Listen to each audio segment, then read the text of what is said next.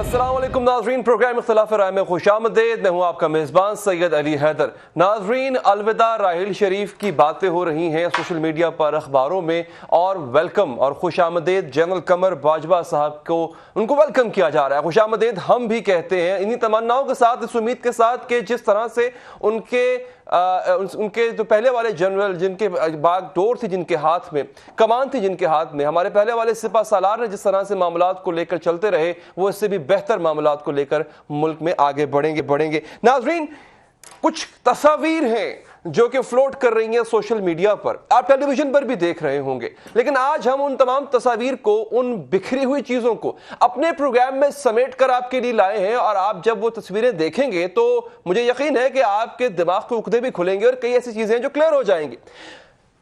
Army chief कमर बाजवा साहब से जो मुलाकात होती है मियां मोहम्मद नवाज शरीफ की, वो अक्रॉस द टेबल होती है। यानी इससे पहले हमने जब भी आर्मी चीफ को प्राइम मिनिस्टर साहब से मुलाकात करते देखा तो हमेशा वन ऑन वन मुलाकात होती थी, जैसे कि इस वक्त आप टेलीविजन स्क्रीन पर ही देर में देखेंगे। जनरल राहिल शरीफ साहब एक बैठे हैं कुर्सी पर और उनके बिल्कुल सामने वाली कुर्सी पर मियां मोहम्मद नवाज शरीफ साहब प्राइम मिनिस्टर ऑफ पाकिस्तान वो बैठे हैं। यह मुलाकात का तरीका रहा है जब जब हमने मियां साहब को मुलाकात करते देखा चीफ ऑफ आर्मी स्टाफ से। और अब देखिए नाजरीन कि जनरल बाजवा साहब जब बैठते हैं और मुलाकात के लिए आते हैं प्राइम मिनिस्टर साहब से, तो ये मुलाकात अक्रॉस द टेबल होती है। ऐसा क्यों है, ये हमारा सवाल बिल्कुल भी नहीं, ना ये सवाल करना हमारा कोई प्रेरोगेटिव है या इस्तेहकाक है। वो प्राइम मिनिस्टर हैं, वो बॉस हैं, वो जिस तरह मर्जी मुलाकात करना चाहें वो कर सकते हैं। लेकिन सवाल यहां पर नाजरीन ये उठता है कि इस तरह की मुलाकात की पिक्चर्स को फ्लोट करना और सोशल मीडिया पर इन मुलाकातों का लीक, इस तरह की फुटेज का, इस तरह की फोटोज का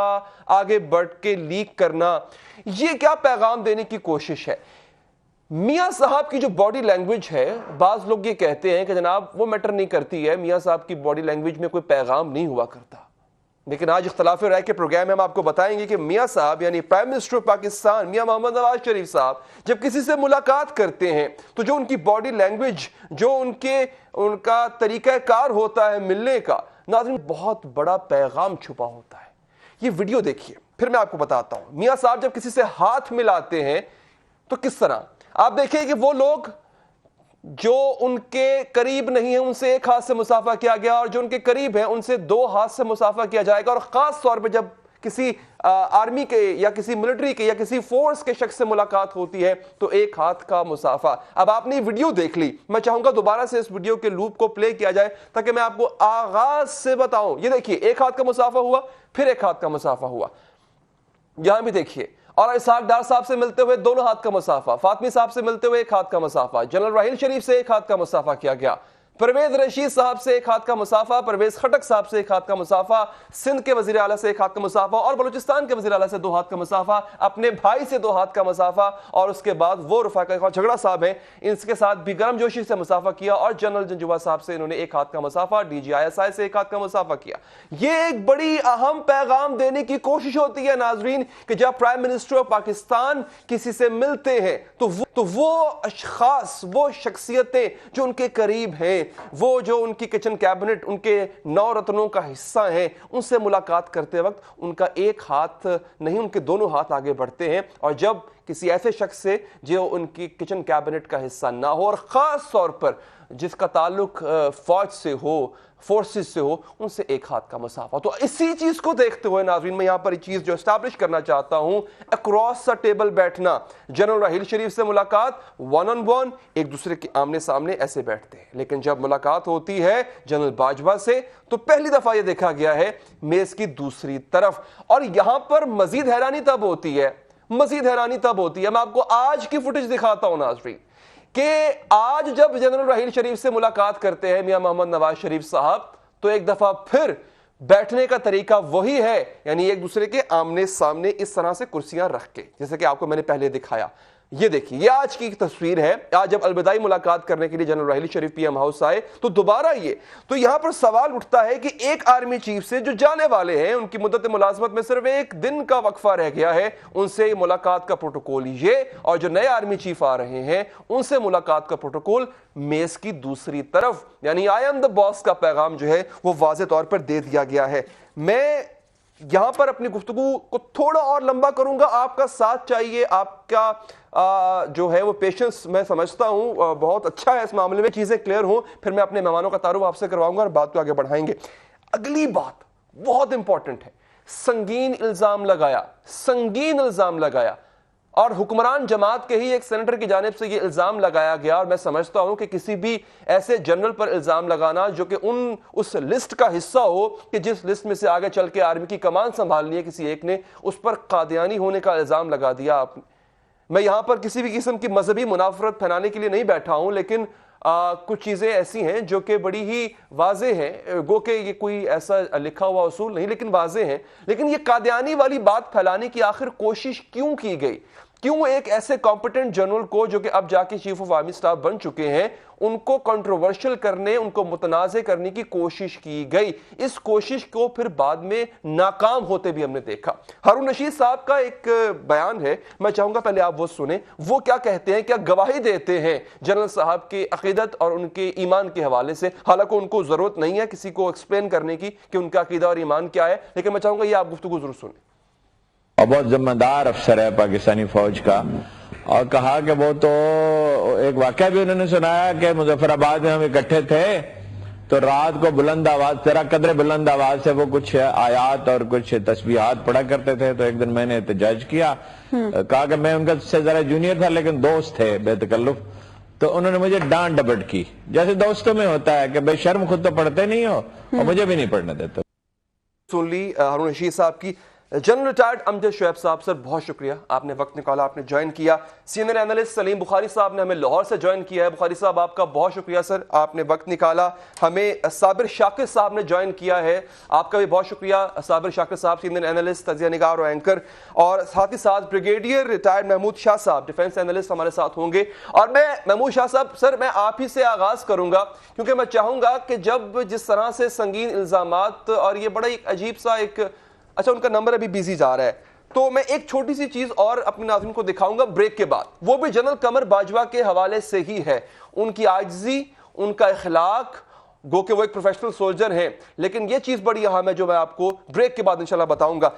जनरल साहब, सर ये जो अक्रॉस द टेबल मेज की दूसरी तरफ बिठाना, मैं दोबारा इस चीज को एस्टैब्लिश कर दूं, वो प्राइम मिनिस्टर है, वो बॉस है, उनका हक है वो किस तरह की सीटिंग रखें, लेकिन जनरल राहील शरीफ से और तरह मुलाकात हो रही है, जनरल बाजवा से और तरह मुलाकात हो रही है। Is there a message in it?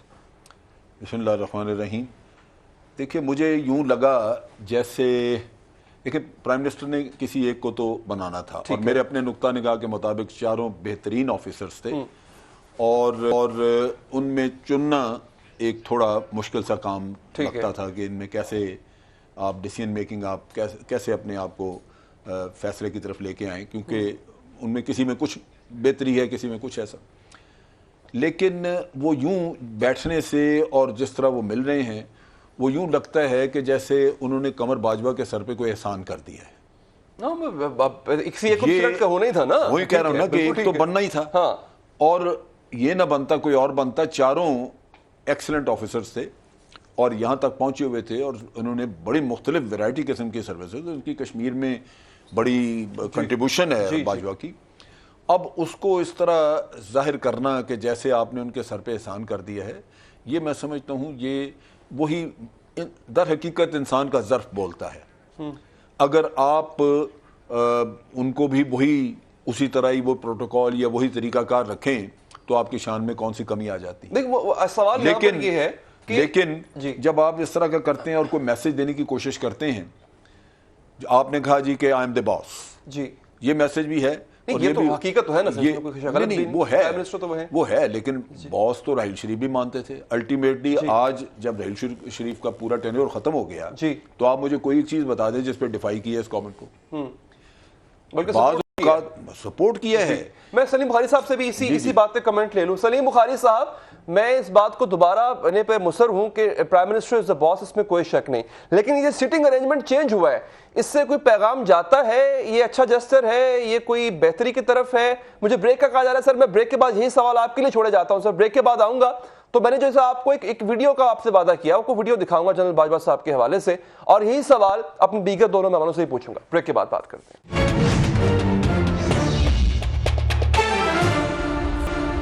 Break के बाद हाजिर हैं जी ब्रिगेडियर रिटायर्ड महमूद शाह साहब ने भी मैं ज्वाइन कर लिया। मैं उनकी तरफ जाऊंगा, लेकिन उससे पहले सलीम बुखारी साहब सर, जो मैंने सवाल छोड़ा था आपके लिए, ये पैगाम देना इसके पीछे मकसद है जो कि सिटिंग अरेंजमेंट की बात हो रही थी दोनों चीफ्स के दरमियान। जी सर। थोड़ा सा आपकी गुफ्तगू में जो तसाद है उसकी तरफ इशारा करना बहुत जी जरूरी जी है। जी जी। आपने ये फरमाया कि जनरल राहील को तो वो अपने साथ वाली कुर्सी पे बराबर बिठाते थे जी। और कल जब बाजवा साहब आए तो उनको मेज के क्रॉस सामने उन्होंने बिठाया। एक बात तो आप याद रखिए कि वो जो साथ वाली कुर्सी पर बैठते थे वो बाकायदा चीफ ऑफ आर्मी स्टाफ थे। ठीक है। बाजवा साहब को कल सुबह चीफ ऑफ आर्मी स्टाफ बनना है, आप देखिएगा वो कुर्सी सामने से उठ के बराबर आ जाएगी। अच्छा, ये आप इसके बारे में कोई इबाहम नहीं है। अच्छा, ये मैं बिल्कुल यकीन से इसलिए कह रहा हूं कि इनके सिलेक्शन के अमल के आखिरी लम्हों में जी। मैं चूंकि खुद भी प्राइम मिनिस्टर साहब के साथ था अशकाबाद में, जो ताजिकिस्तान का कैपिटल है, इसलिए मैं जरा थोड़ा सा चीजों को करीब से जानता हूं और इसीलिए कन्विक्शन से बात करूंगा जितनी भी करूंगा। अच्छा, दूसरी बात यह कि ये बात याद रखिए कि ये एक ऐसी पोस्ट है कि इससे जब आप हटते हैं तो 24 घंटे से पहले पहले आपका शुमार भी उसी बुलेटिन सिविलियन क्लब में हो जाता है, क्योंकि जो इनकम्बेंट जो sitting chief of army staff होता है, ही becomes all the powerful person. दूसरी बात यह कि general Bajwa is not sitting there as an individual, उसके पीछे 7 लाख भारी फौज की एक पूरी कुव्वत मौजूद है। लिहाजा उसको किसी तरीके से अंडरमाइन करना या करने की कोशिश करने की लॉजिक मेरी समझ से बिल्कुल बाहर है। He is a professional general और वो मेरे ख्याल से प्रोफेशनल जनरल ही रहेंगे। ये आप देख लीजिएगा, अगले चंद दिनों में हमारे सामने आ जाएगी। दूसरी बात जो आपने बहुत इंपॉर्टेंट की कि उनके ऊपर जिस नौयत के इल्जामात हैं जी, इसकी भी चूंकि मेरे इल्म में है ये बात कि जो गखड़ जो उनका गांव है वहां पर उलमाए हिंद के एक बहुत बड़े जय्यद आलम थे जिन्होंने फतवा जारी किया था कि इनका जो खानदान है, बाजवा साहब के जिनसे ताल्लुक है, ये रासिखुल अकीदा सुन्नी मुसलमान है और इनके बुजुर्गों की दीन के लिए बड़ी, ये मैंने सिर्फ पासिंग रेफरेंस में आपको बताया है। इसकी तस्दीक या वो जो है उसकी मेरे ख्याल से जरूरत पेश नहीं आएगी। ये शोशा छोड़ा है सोशल मीडिया ने, और सोशल मीडिया ने क्या किया है पिछली दफा, उससे पहले और सोशल मीडिया को किसने छोड़ा है सर बुखारी साहब? अपने हार्ट में पता है सोशल मीडिया को किसने छोड़ा है? बैठे हुए जनरल शुएब साहब हैं, ब्रिगेडियर महमूद साहब हैं, उनको भी पता है। मैं ये समझता हूं कि जिस किस्म के हालात हमारे इर्द गिर्द हैं, हिंदुस्तान जिस किस्म की घटिया हरकतें कर रहा है और जिस तरह के पाकिस्तान के अंदरूनी हालात हैं, बलोचिस्तान है जो ऑपरेशन ज़र्बे अज़ब है, उसमें अगर हम सोशल मीडिया की दरफुंदरियों पर इतने खौफनाक मौजूआत छेड़ के उसको जेरे बहस लाते रहेंगे। बुखारी साहब, ये बात पीएमएल-एन के रहनुमा साजिद मीर साहब ने की थी, इसको आप खाली सोशल मीडिया पर नहीं डाल सकते। की बेगम के बारे में भी इसी जी एग्जैक्टली ये बात मैं जहां पे चाहूंगा कि एक प्रोफेशनल सोल्जर ब्रिगेडियर साहब से भी मैं उनकी राय ले लूं और फिर मैं साबिर शाकिर साहब की तरफ बढ़ता हूं। खाली सोशल मीडिया तो नहीं कह सकते इसको, अचानक से तो नहीं कुछ हो गया, उसको फीड करने वाला भी तो कोई था ना सोशल मीडिया को। सर पीएमएल-एन के रहनुमा हैं जी। ब्रिगेडियर साहब सर थैंक यू आपके वक्त का। मैं चाहूंगा आपसे ये, आपका ज्यादा वक्त भी नहीं लूंगा। बाजवा साहब एक प्रोफेशनल सोल्जर है, इसकी तारीफ इंडिया के साबिक आर्मी चीफ ने भी की है, इसमें कोई शक नहीं, और बेहतरीन सिलेक्शन है। और किसी और को भी सिलेक्ट करते तो हमारी पाक आर्मी में सभी कॉम्पिटेंट हैं, सभी उसी लेवल के जनरल्स और सिपा सालार हैं। आपका भी मैं चाहूंगा एक आपका अपना, मैंने सुना है एक पर्सनल वाकया जो बाजवा साहब के साथ जो पेश आया और आपने उनसे मुलाकात का कहा था वो मुलाकात थोड़ी ताखीर हो गई। मैं चाहूंगा कि उनका जरा अगर आप वो नाज़रीन के लिए अगर वो बात बता दें, किस तरह से उन्होंने कहा कि आप ठोकर मार के मेरे कमरे में आते, रिगार्ड किया काफी आपका। ब्रिगेडियर साहब जी बिल्कुल बारिश मैं जानता हूँ, बल्कि आज सुबह उसने अपने स्टाफ को कहा कि उनके जो सेरेमनी है उसमें लोकल जो इधर जनरल ऑफिसर्स है उनको इनवाइट उन्होंने किया हुआ है। उन्होंने कहा इसमें पेशावर में ब्रिगेडियर महमूद शाह होते हैं, उनको अभी टेलीफोन करे और वो भी आए और उनको कार्ड पहुंचाए किसी तरीके से। तो इसलिए मैं दिल्ली आया हुआ हूँ और कल सुबह इंशाल्लाह उनका जो फंक्शन है उसमें अटेंड करूंगा। मेरे क्योंकि वो स्टूडेंट और सुबादियत रहे हैं तो बड़ों की वो बहुत इज्जत करते हैं, वो बहुत सादा आदमी है और प्रोटोकॉल माइंडेड नहीं है जी। और मैं उसको देख रहा हूँ कि जब वो कैडेट था मिलिट्री एकेडमी में, फिर उसके बाद जब वो कैप्टन था तो 3 साल मेरे साथ उन्हें नौकरी की एक ही यूनिट में जी। मैं उनका 2IC था, एक कमांडिंग ऑफिसर था, मैं सेकेंड इन कमांड था और ये कैप्टन थे। और उस वक्त जगह जगह मुलाकात होती है और वो प्रोटोकॉल के कहा है कि लास्ट टाइम जो मुझे मिले थे तो कहते सर आप दिल्ली आते हैं तो मेरी तरफ भी आया करें जी। मैंने कहा यार एक बार लास्ट टाइम रिंग किया था तो आपके वो स्टाफ ऑफिसर ने कहते सर आप क्या टाइम मांगेंगे आप आए और मेरा दरवाजे को किक करें और अंदर आए अपने आप हमारे सेकंड इन कमांड रहे हैं जी। तो इस तरीके से वो इज्जत देना जानते हैं। पीर साहब मैं आपकी बात यहाँ पे काट रहा हूं, मैं चाहूंगा कि अपने नाजरीन को जो जनरल बाजवा साहब के इज्जत देने का तरीका है मैं उसकी वीडियो नाजरीन को जरूर दिखाऊंगा, लेकिन उससे पहले जरा साबिर शाकिर साहब से कमेंट ले लूं जो अभी गुफ्तगू चल रही है, जो डिस्कशन चल रही है। साबिर शाकिर साहब, मामला अक्रॉस द टेबल बैठने का उसके बारे में तो सलीम बुखारी साहब ने अपनी राय दी है। मैं जनरल साहब से कंफर्म करूंगा कि प्रोटोकॉल का क्या ही तरीका होता है, मौजूदा और जो नामजद होते हैं उनका सिटिंग का अरेंजमेंट जो है वो फर्क होता है। लेकिन क्या ओवरऑल आप समझते हैं कि कोई मैसेज देने की कोशिश की गई सोशल मीडिया पे, वो जो सैल्यूट की पिक्चर है जो आज आपने प्रोग्राम में भी दिखाई वो वायरल करना, ये कोई पैगाम देने की कोशिश थी साबिर शाकिर साहब? असल चीज़ यही है कि देखें जहाँ पे गलत फहमियाँ हों वहाँ पे एहतियात करनी चाहिए, लेकिन कमर जावेद बाजवा साहब अभी तक उन्होंने बाकायदा तौर पे चार्ज ही संभाला, लेकिन वज़ीर आज़म में जो मीडिया सेल है वहाँ पे जो तस्वीर जारी की गई सोशल मीडिया को, वो जारी की गई दरवाजे में खड़े होके जनरल कमर जावेद बाजवा सैल्यूट कर रहे हैं प्राइम मिनिस्टर को और प्राइम मिनिस्टर खड़े हैं, और वो ख़ास तौर पे एक तस्वीर सोशल मीडिया के लिए जारी की गई। इसमें कोई शुबा ही नहीं है, जनरल राहिल शरीफ आज अलविदाई मुलाकात की उन्होंने, वो सैल्यूट करके गए हैं। लेकिन असल चीज़ जो मियाँ साहब के और मियाँ साहब की फैमिली के दरमियान दिमाग में कोई चीज़ फंसी हुई है कि वो कहते भी रहे हैं, प्राइम मिनिस्टर साहब ने जब इंटरव्यू दिया था माजी बईद में तो उन्होंने कहा था कि ये जो जर्नैल हैं ये कैप पहन के नहीं आते इसलिए कि इनको सैल्यूट ना करना पड़े। तो वो ख़ास तौर पे वो तस्वीर जारी करना, इसका मतलब ये है कि जहन में खूब से बातन कुछ ना कुछ छुपा हुआ है जिसको वो निकालते रहते हैं। ठीक है, इसलिए बेहतर यही है कि अभी इब्तदा है, सिविल मिलिट्री रिलेशंस पहले ही अच्छे नहीं हैं, क्योंकि अब आहिस्ता आहिस्ता जो वज़ीर आज़म हाउस से जुड़े हुए अनऑफिशियल स्पोक्स पर्सन हैं, तर्जुमान हैं, वो जनरल राहिल शरीफ साहब के दिन में कीड़े निकालना उन्होंने शुरू कर दिए हैं, कॉलम लिखे जा रहे हैं, सोशल मीडिया कैंपेन शुरू हो गई है। आप ठीक कह रहे हैं साबिर शाकिर साहब, सोशल मीडिया पे जनरल राहिल शरीफ साहब के बारे में एक मिलाइन करने के लिए कैंपेन शुरू हो गई है, जनरल कमर जावेद बाजवा साहब को दबाने के लिए। मैं अच्छा यहाँ पे साबिर शाकिर साहब, मैं मुझे ब्रेक लेनी है। जनरल अब्दुल कादिर बलोच साहब का एक बयान है, मैं चाहूंगा ब्रेक के बाद जब वापस आएंगे तो आपको वो बयान भी सुनाएंगे, उससे कम से कम ये वाज़ेह होता है कि क्या ये वाकई एक डिजाइन कैंपेन शुरू की गई है जनरल राहिल शरीफ साहब के बारे में। मैं एक पोस्ट पढ़ रहा था फेसबुक पे, मैं सिर्फ हवाला दे दूं फिर ब्रेक पे जाएंगे। कहा जा रहा है कि जनरल साहब ने कुएं से बाल्टियां तो बहुत निकाली पानी भर भर के, लेकिन कुत्ता नहीं निकाला। अब ये कहने का और इस तरह की चीजों को वायरल करने का मकसद क्या है?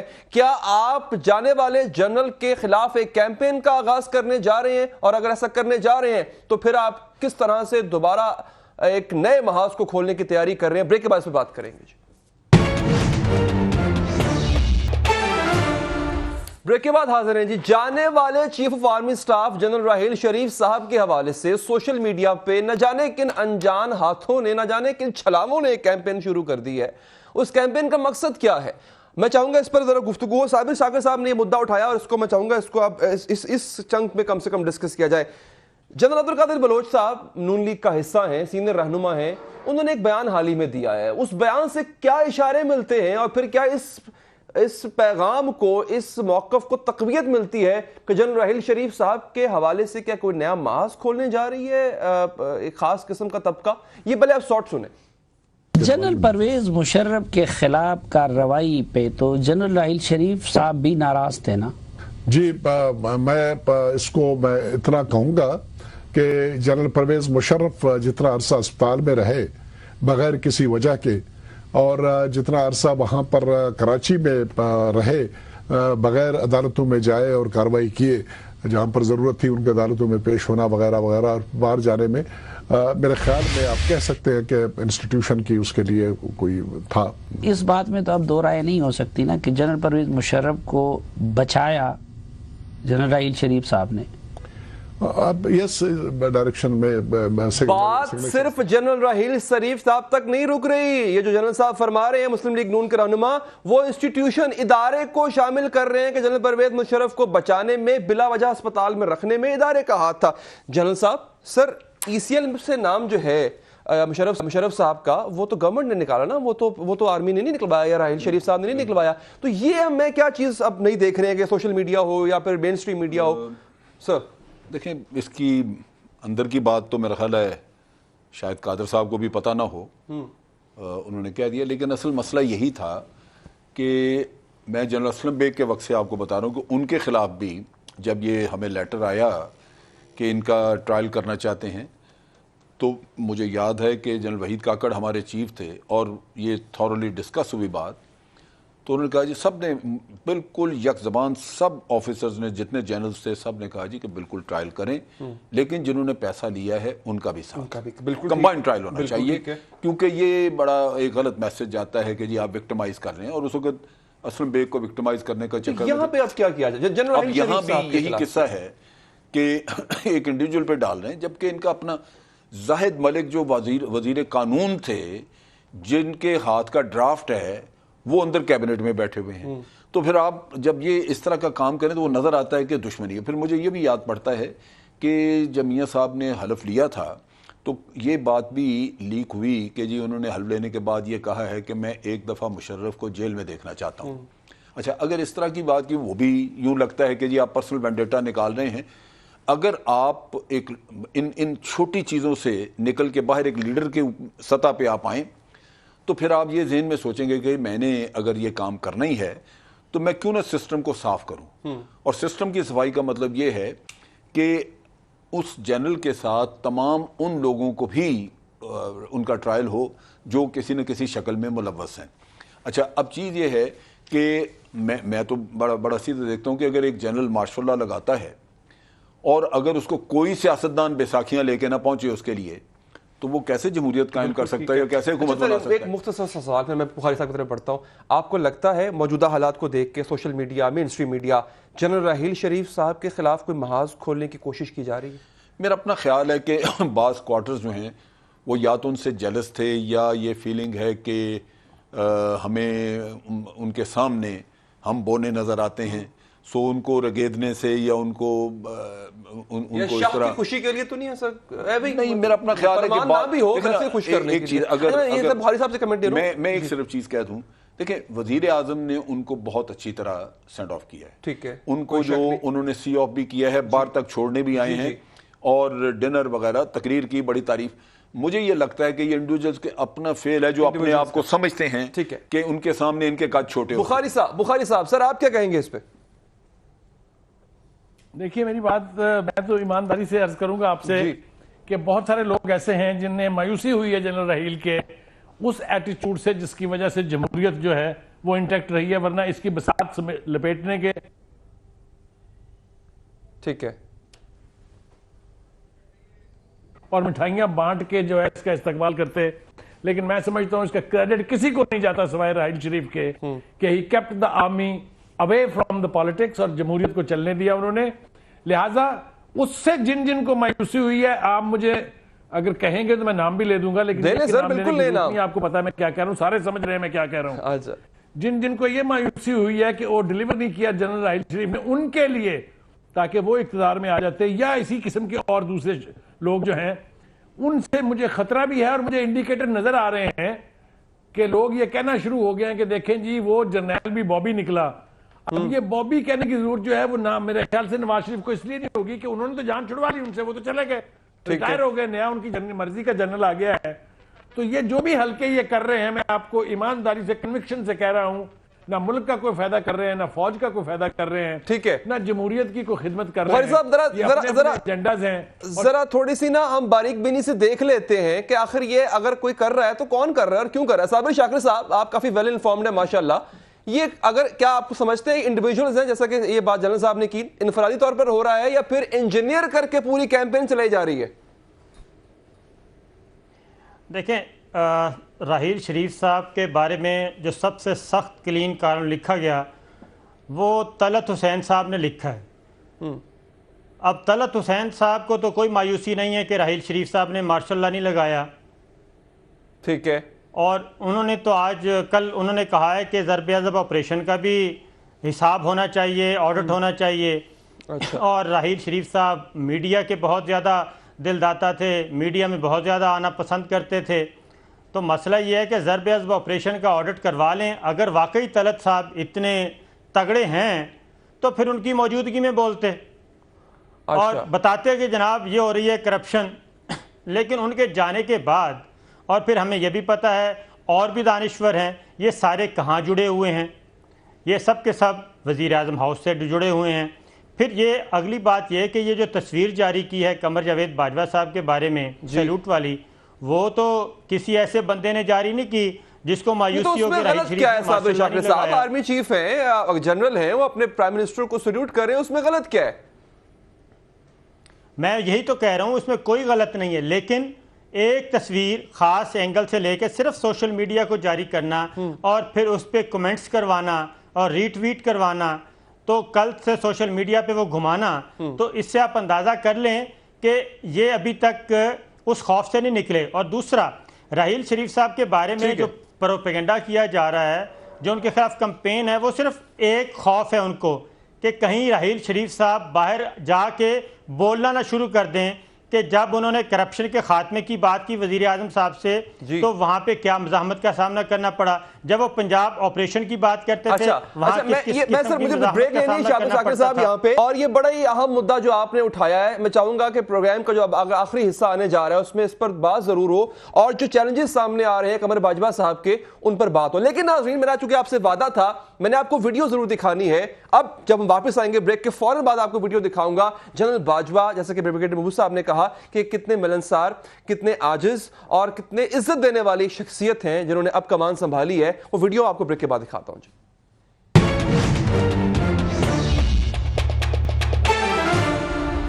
ब्रेक के बाद हाजिर नाज़रीन, इससे पहले कि डिस्कशन को हम आगे बढ़ाएं, हम जनरल बाजवा साहब के हवाले से जो वीडियो है मैं आपको दिखाना चाहता हूं। एक ऐसा शख्स जो सिपा सालार भी है, जो प्रोफेशनल सोल्जर भी है, लेकिन वो इज्जत देने वाले कितने हैं। अभी ब्रिगेडियर महमूद साहब ने भी एक वाकया सुनाया आपने और बात भी बताई। ये वीडियो देखिए जरा, मैं आपको एक्सप्लेन करता हूं। वीडियो देखें जी, देखें जनरल साहब उतरे हैं। नाज़रीन, अब आप यहां पे गौर करें कि ये शख्स जिससे पहला हाथ मिलाया जनरल बाजवा साहब ने, ये वो आदमी था जिसने कार का दरवाजा खोला है। जनरल साहब, ये बड़ी पीएन है वहां का, और ऐसा हम देखते हैं, not in a bad way.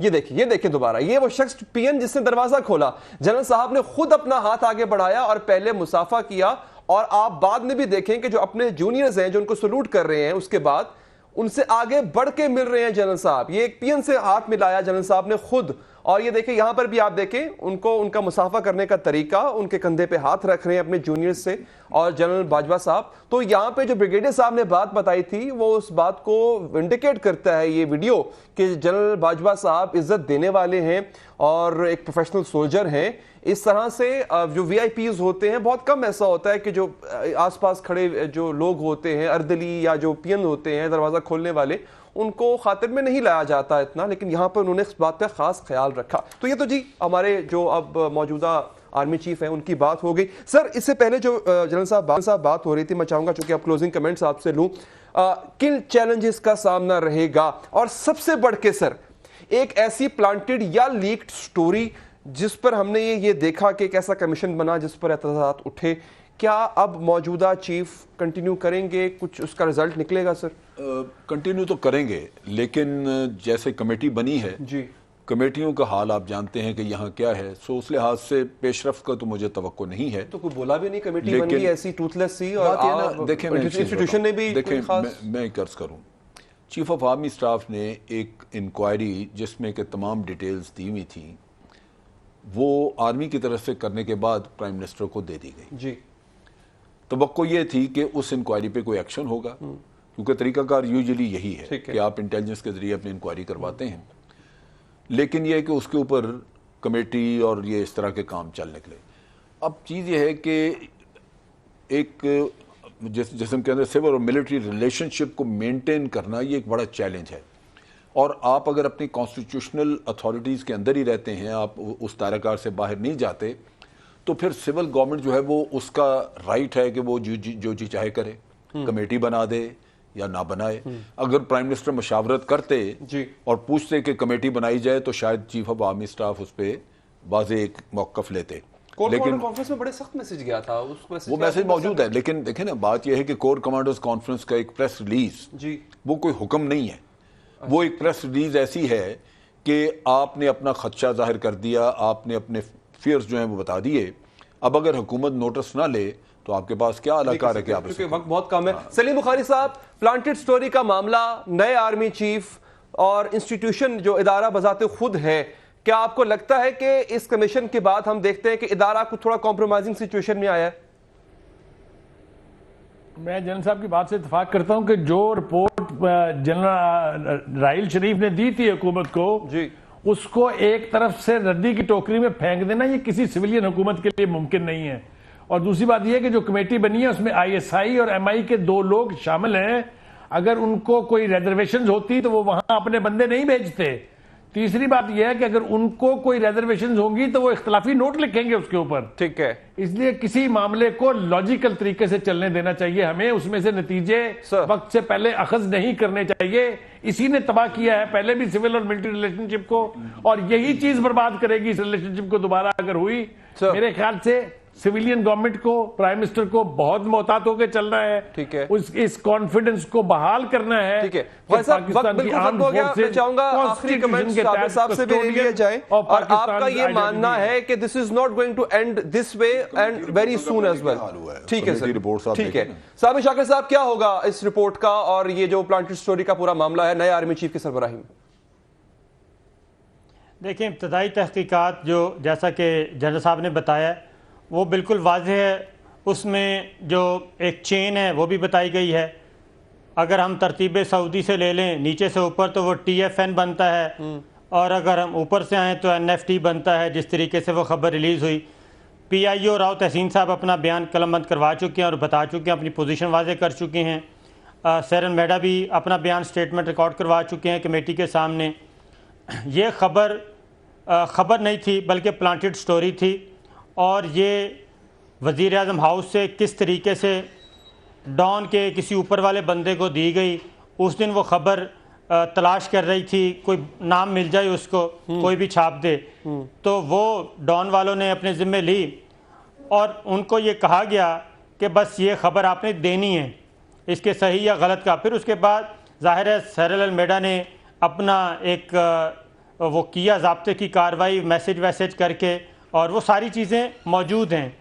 Telephone का रिकॉर्ड मौजूद है, मुलाकातों का रिकॉर्ड मौजूद है। शाकिर साहब, I'm sorry, I have to cut you here। आपका बहुत बहुत शुक्रिया, वक्त बिल्कुल खत्म हो गया मेरे साहब। आपका बहुत शुक्रिया, और आपका सलीम बुखारी साहब बहुत बहुत शुक्रिया। आखिर में जाते जाते सिर्फ इतना कहूंगा, very best of luck general Qamar Bajwa साहब। अल्लाह हाफिज।